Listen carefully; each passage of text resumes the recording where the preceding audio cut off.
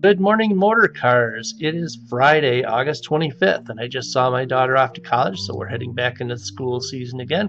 Birthdays this weekend. We have Kayla Spikowski, who's one of the Brunswick car wash attendants, Brittany Shearer, who's the Honda office manager, and also Nelson Azozi, who is one of the Honda lube techs. Anniversaries this weekend. We have George Madison, who's one of the Toyota service advisors, and Melanie St. John, another Toyota service advisor. So happy birthday and happy anniversary, folks. Word of the day. I wanted to give a shout out to Joy Bowie here in the BDC for being the queen of Toyota Care Plus this month. Motorcars Toyota is either first or second in the district now for Toyota Care Plus sales. We'll know our final ranking by the end of this month. We're really excited about that. Let's see, I wanted to chat a little bit about North Korea because it's something that I didn't really know much about, so I did a little bit of research since North Korea seems to be a lot in the news lately.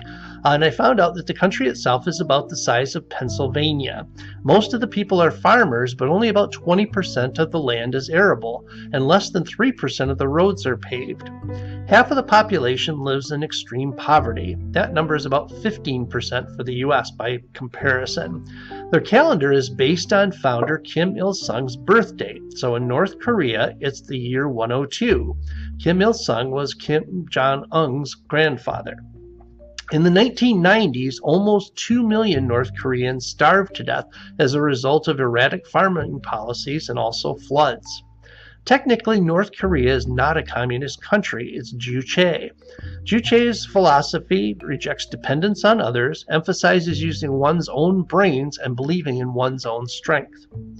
Elections in North Korea are held every 5 years, but there's only one option.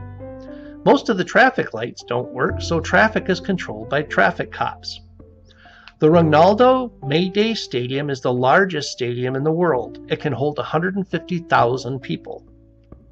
If you break the law in North Korea and you're sent to prison camp, your grandparents, parents, and children have to go too. There are 16 prison work camps which currently house about 200,000 people. According to Amnesty International, roughly 40% of the prisoners die from malnutrition. The accordion is the most popular musical instrument, partly because in the 1990s all teachers were required to learn how to play one. There are only 3 TV channels in North Korea. 1 broadcasts only in the evenings and 2 only broadcast on the weekends. As a result, South Korean soap operas are one of the most popular smuggled items. They also have their own self-contained internet that doesn't touch the rest of the world's internet. And because those are the only state-approved sources of information, North Koreans only know what the ruling party wants them to know about the rest of the world. School children have to pay for their desks, their chairs, and heating fuel for the school, along with pencils, paper, and other typical school gear.